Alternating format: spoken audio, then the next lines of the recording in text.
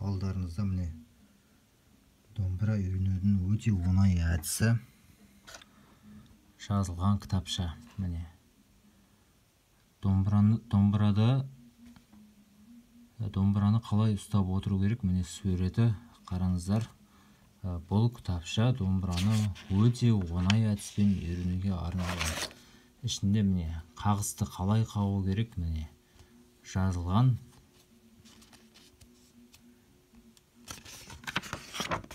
Домбыраның құлағын қалай келтіреміз, ол да жазылған. Домбыра үйренем деген адамға өте ыңғайлы кітапша. Міне электронды нұсқасы бар. Алам десеңіздер WhatsApp арқылы жіберетін боламыз. Өте тиімді бағада. Ыңғайлы жазылған. Міне анық. Домбыра тартудың пайдалары: есте сақтау қабілеті дамиды, музыкалық аспаптың ерекшелігімен танысады бала, мысалы ұлттық сана қалыптасады, рухты намысты бала болуға көмектеседі. Жалпы домбыра тартқан адамға өте пайдалы. Адамның көңіл-күйін жақсы жаққа жаңағы өзгертеді. Адамның көңіл-күйін жақсы қылады. Яғни домбыраның пайдасы көп. Міне мынау. Үйрену туралы айтылған сөз: өмірдің екі тірегі бар. Үйренуден жалықпау, үйретуден аянбау.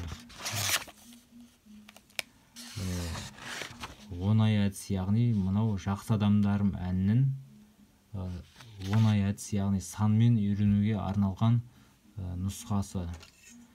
Яғни мына сандар арқылы біз домбыраны оңай үйреніп кете аламыз. Яғни мына сандарды тек санап табамыз. Үстінде сандар орналасады, міне астында сандар орналасады. Мысалы, мына 5 деген санды домбыраның үстіңгі шегінен басасыз, санап 5-ші пернені басасыз, астынан 7-ші пернені басасыз. Сонда үстінен 5-ші перне басасыз, астынан 7-ші перне басасыз, екеуін басып төмен қағыс жасайсыз. Сосын мына буынды бірге айтасыз. Сонда бір қағыс болады.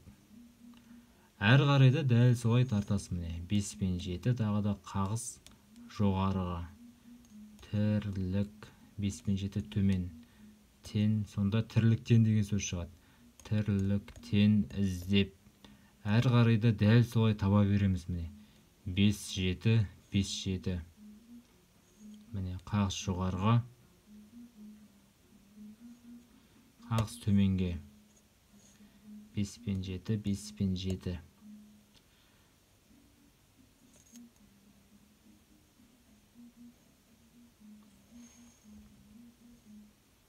Міне 5 пен 7,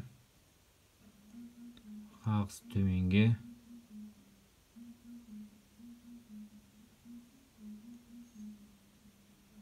Үстінде 0, астында 8.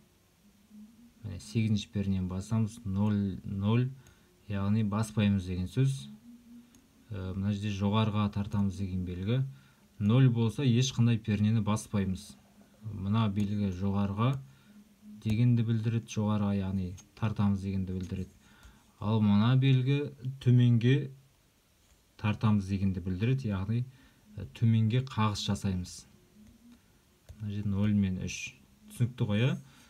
Сонда бұл жерде үстіндегі санды үстінен басамыз, астындағы санды астынан. Сандарын санап тауып 1, 2, 3, 4, 5 деп 5-ші пернен басып, солай сандарын жаңағы басамыз. Сосын мына қағысын қараймыз. Төменге болса төмен тартамыз, жоғарыға болса жоғары. Міне барлығы сандары, қағыстары дайын жазылып тұр. Үйренем десеңіздер өте ыңғайлы үйренуге. Үйреніп алыңыздар осы әдіспен. Әр қарайда жазылған. Міне күш табатындай, құс қанатындай, мейірім қайда, мейірім қайда. Ал кітапша арқылы үйреніп алыңыздар. Сәттілік. Кітапша алам десеңіздер тиімді бағада электронды нұсқасын жібереміз. Домбыра үйреніп алыңыздар. Сәттілік.